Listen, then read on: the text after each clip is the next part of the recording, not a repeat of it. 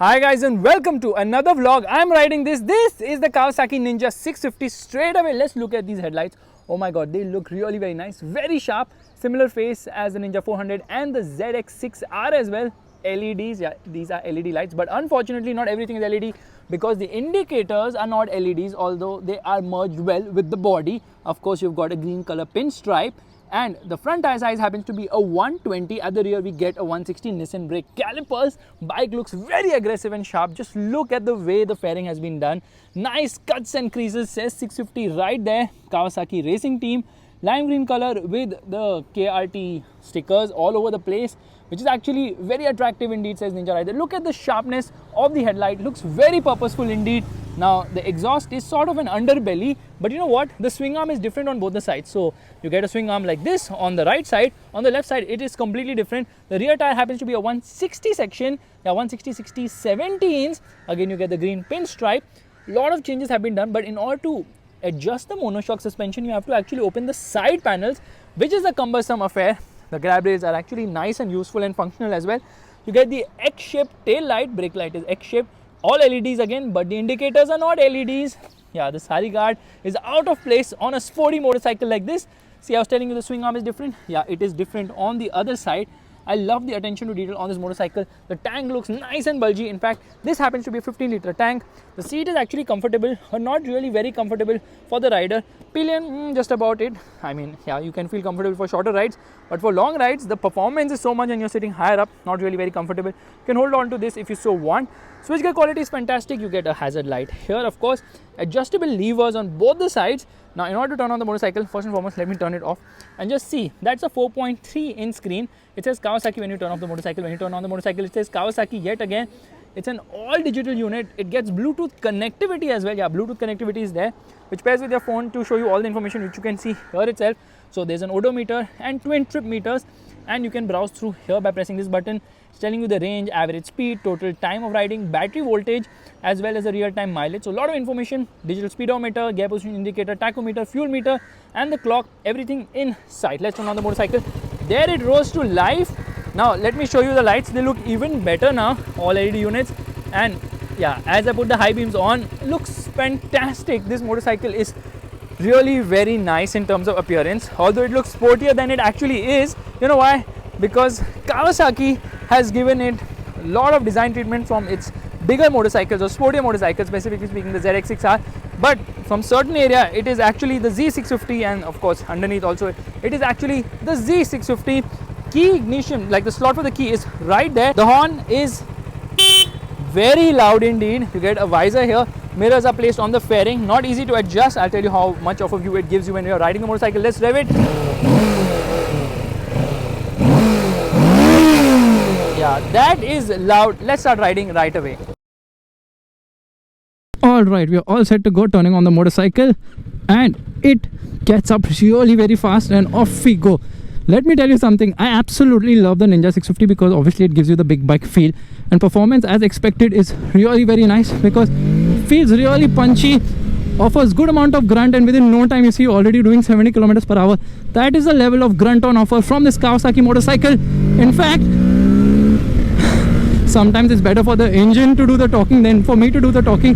Performance is really very nice, but you know what? This is nothing but a full-fed version of the Z650, and of course the Z650 is a fantastic motorcycle without a doubt, but this one costs rupees 45,000 more. For 45,000 rupees more, what do you get? You get full fairing. Brake performance is fantastic, really sure-footed brakes. Yeah, stops dead in its track, and the motor feels very tractable. In fact, low-end performance is very nice, very rideable, very tractable, but the mid-range is stupendous on this motorcycle. The mid-range punch is glorious to say the least. It feels really nice in the mid-range, but in the top end it is no less. So this is a motorcycle which has a good low end, has a fantabulous mid-range, and then a good top end as well. So there is good amount of grunt all throughout the rev range, which kind of seems surprising, right? Well, how does Kawasaki do that? I don't know. This is a 649cc parallel twin engine which produces 68 horsepower and 64 newton meters of torque. That is the reason why it feels really nice to ride, because it weighs under 200 kgs. 196 kgs is the weight of this motorcycle. The gearbox is super slick in terms of shifts, very easy, and of course the clutch is also on the lighter side as expected. Left hand on the clutch, right hand on the throttle, into gear, and off we go. 10,000 RPM red line. Second gear, it crosses 100 kilometers per hour. That is how stupendous the performance of this bike is. Really nice. In fact, it goes from 0 to 100 kilometers per hour in under 5 seconds. It's kind of quick with directional changes, not really fast, because this handlebar, which is slightly raised clip-on, isn't very fast in the sense that, you know, it's not very flickable a motorcycle, not as much as the Z650 for sure.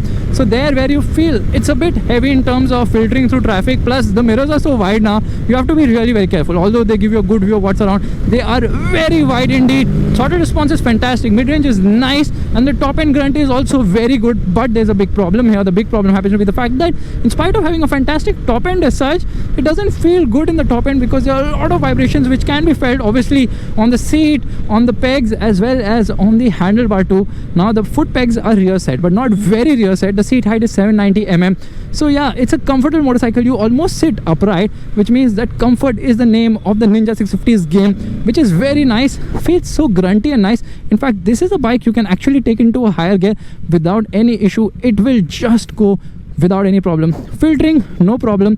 Very easy to filter through traffic. In spite of a big bike, it has no cams.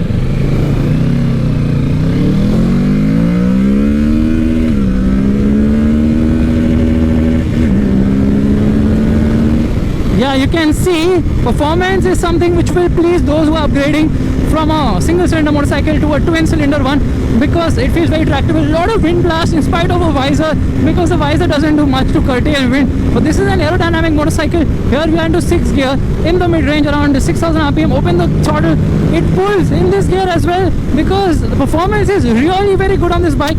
It feels very stable at higher speeds in spite of the fact that it's got a soft suspension setup. Yeah, the suspension is on the softer side. It's quite softer suspension. That's the reason why the ride quality is really very good. But you know what? Oh, really bad roads, you have to be careful. And you have to be careful over speed breakers as well, because the ground clearance is actually low at 130 mm. Filtering through traffic has never been an issue of this motorcycle, because obviously, you know what? You know where you're going. It just feels so reassuring to ride this bike. Feels very predictable in that sense. Yeah, handling is okay. It's not great. The handling is okay at best because it's not very sharp, especially because of the soft suspension. You want to disappear, downshift 3 gears, and there pulls really nice. I love the way the tachometer is glowing when you're nearing the red line on this bike. So around the corners, if there's no bump, it does a good job. It goes well without any issue whatsoever.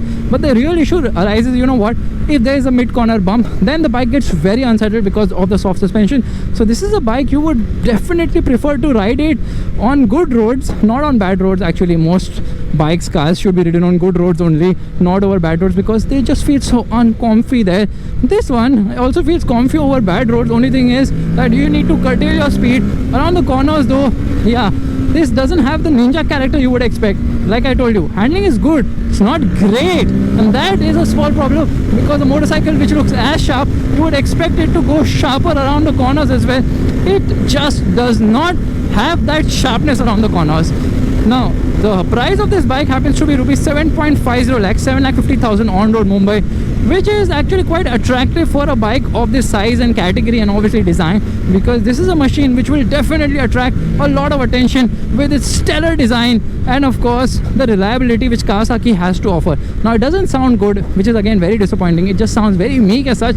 Could have been louder and sportier. It just feels flat in the way it makes sound. Yeah, it gets loud in the higher end of the rev range. It doesn't feel what do I say, sporty like the way it looks. It just doesn't feel the way it looks. It just feels a little too mellow for its own good. Meanwhile, I'm actually enjoying the, you know, the wide look of the bike, because when you're sitting on it with the wide mirrors, you feel you're riding something really very big as such. But then those wide mirrors are also a big pain in your rear when you're trying to filter through traffic, because you're like, oh god, will I touch the mirror somewhere? And there's a probability you would while filtering. You have to be a bit too careful as such. It's effortless to take a U-turn. Yeah, very effortless. And then when you bang open the throttle, you realize that the bike is very exciting, but you need to short shift to avoid the vibrations. But then twin cylinder engine, you would expect vibrations to creep in. Only thing is they do creep in a lot below your ass on the seat. You can feel it, and then you can also feel it on the tank, because you lock your legs, knees to the tank here. 15-liter fuel tank with a fuel efficiency around 20 kilometers per liter results in around 300 kilometers of usable range, which is decent actually. And then the braking performance, I absolutely love the brakes. I think they are fantastically calibrated. Positive bite as well, and there it stops, and into first gear, off we go.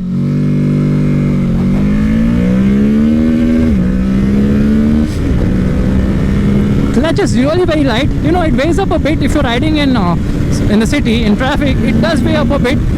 It has a slipper clutch as well. So again, very useful features. High speed stability is really very nice. I'm quite surprised. I didn't expect that because of the soft suspension. I thought because of the softness now, the bike would be all over the place, but it's not. I think aerodynamic efficiency is playing its part here, and of course the way the overall design of the bike, the grip levels from the tires, everything works in its favor to offer a ride which is nothing less than shockingly awesome.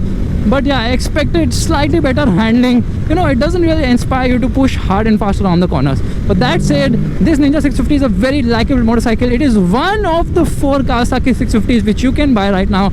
But would you buy this or the Z650? Now, I like the design of this bike and the big bike feel, so I would prefer the Ninja 650, but you'll have a lot more fun on the Z650 because of its lighter nature, and obviously also the fact that, you know, it's just easier to flick here and there, and you save 45,000 rupees. But I would spend that extra 45,000 rupees for the Ninja 650. I love this motorcycle. I think this happens to be the perfect upgrade from a single cylinder motorcycle because it's got the goodies, it's got the performance, it's got the looks, and more important than not, it is actually value for money in terms of pricing as well.